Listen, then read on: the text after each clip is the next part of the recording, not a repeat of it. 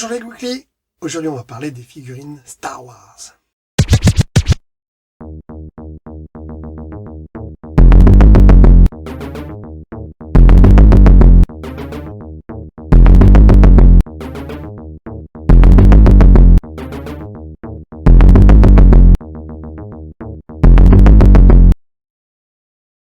C'est en mai 1977 que George Lucas sort son troisième film Star Wars.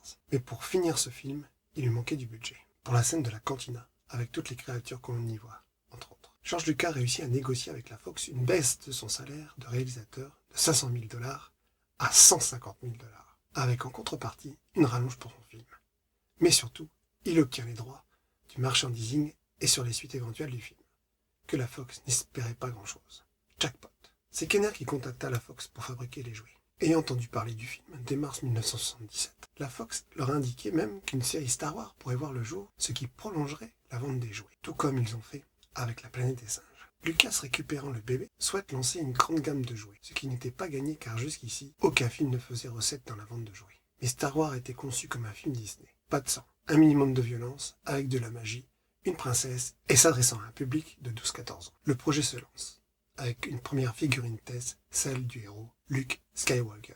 De taille de 9,5 cm, ce qui était une petite révolution car les figurines de l'époque étaient de taille de poupée comme Barbie, sauf en Europe, où les Playmobil venaient de faire leur apparition. Taille idéale pour tenir dans la main d'un enfant, utilisement de plastique, et aussi pouvoir faire des vaisseaux et véhicules pas trop grands. Il y eut 4 vagues principales de figurines, une correspondante à chaque sortie de film. Un nouvel espoir, l'Empire contre-attaque, le retour du Jedi. Plus une 4e vague nommée Power of the Force, avec de nouveaux personnages principalement du retour du Jedi. Suivirent 2 petites vagues mais tirées des dessins animés droïdes et les Ewoks. Mais tout ça uniquement aux États-Unis. En France, les dessins animés ont été que partiellement diffusés. Luke Skywalker a donc été la première figurine fabriquée en test avec ses 5 points d'articulation et qui a servi de base pour le reste de la collection.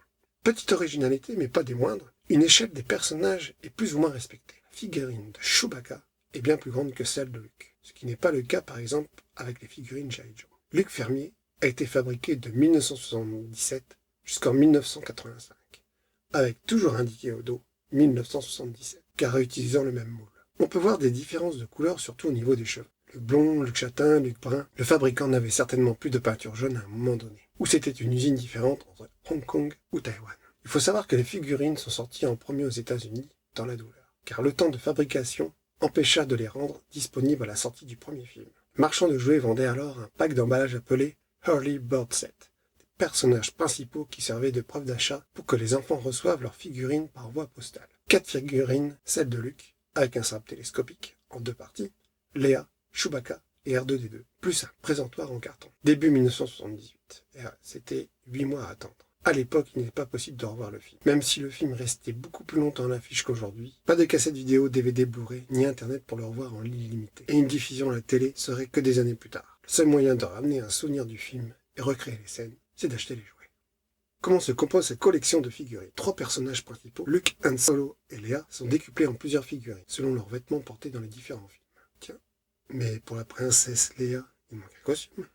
Il faudra attendre 1997 pour voir la figurine de Léa avec cette tenue. On peut voir aussi une différence assez énorme sur Han Solo, avec soit une production avec une grosse tête, soit une production avec une tête plus petite. En parlant de tête, on peut constater que le fabricant n'a pas utilisé le même moule pour les différents visages d'un personnage. Ce qui est étonnant car les moules c'est ce qui coûte le plus cher dans la fabrication d'une figurine. Ils sont repartis à chaque fois sur un visage différent. Avec la petite figurine du Jawa, qui au départ était avec une cape en vinyle, elle ne se vendait pas. Alors les fabricants basculèrent sur une cape en tissu, ce qui rend la figurine avec cape en vinyle extrêmement rare aujourd'hui. La figurine Saglon Toon sort au départ en une grande version en costume bleu, uniquement aux USA, pour ensuite être modifiée pour respecter le film petit, rouge et pieds poilus.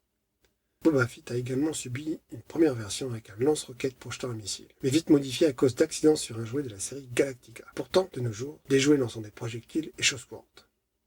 Les points cadeaux, petite révolution marketing pour faire acheter plusieurs figurines, découper le point de l'emballage de Luke, plus 2 autres figurines, et ont totalisé assez de points pour pouvoir obtenir un présentoir en carton, en les envoyant par la poste à la société Mécano qui distribuait les figurines en France. Ce qui est original aussi, c'est d'avoir sorti un coffre de rangement à la silhouette de Dark Vador, où on peut ranger ses figurines pour les emmener chez sa grand-mère. Les figurines sont de bonne facture. assez réaliste par rapport au film. On peut noter toutefois des petites erreurs ou de simplifications afin de produire plus facilement de grandes quantités, comme R2-D2 et son copain R5-D4 qui, à la place d'un corps en relief, se voit avec un simple autocollant. De même pour les deux. Ils ont juste changé les couleurs. Et surtout, il manque le troisième pied, celui du milieu, qui permet une parfaite stabilité du robot. Même Playmobil ont sorti avec leur gamme Espace un robot de meilleure facture, très inspiré de R2-D2. On peut aussi regretter les couleurs utilisées pour Credo, qui ne correspondent pas du tout à celui du film. Le choix des figurines sélectionnées sont aussi un mystère, car des personnages qui apparaissent 2 secondes à l'écran sortent en jouet, alors que des personnages comme le général Tarquin ne sont même pas dans la collection. Les fans frustrés ont recréé les personnages eux-mêmes. Même certains, pour la plaisanterie, vont jusqu'à faire l'oncle et la tante de Luke version brûlée. C'est un grand renfort de spots de pub et de jeux concours dans les magazines comme Pif Gadget et le journal de Mickey que les enfants, n'ayant même pas vu les films, leur donnent envie d'acheter les figurines. Même Steven Spielberg, grand pote de George Lucas, met de la publicité cachée dans son film E.T. où on voit les enfants jouer avec des figurines Star Wars. Le design des emballages ont également grandement suscité à la réussite des ventes des figurines. Fond noir, avec photo du film du personnage, trop stylé pour l'époque. Et il existe tellement de variantes que cela fait la joie des collectionneurs. À la demande de George Lucas, et comme aucun nouveau film n'était prévu, une pause dans la fabrication de nouveaux jouets a été imposée pendant 10 ans jusqu'en 1995 où on annonce de nouveaux projets. Une nouvelle gamme de figurines 2.0 voit le jour, avec des figurines très musclées que je trouve horribles. Il faudra attendre l'année 2000 pour voir des figurines extrêmement réalistes et très bien articulées. Les jouets rapportent 100 millions de bénéfices en 1978 pour 12 milliards de bénéfices 35 ans plus tard. Truc de dingue. Pour faire cet épisode, je me suis documenté avec ce superbe livre Figurines Star Wars. Vous pouvez mettre en lien vos commentaires, vos collections Star Wars, que pour ma part j'adore voir, et vos souvenirs d'enfance de cette gamme. Salut les Gookies, et à bientôt dans un autre univers.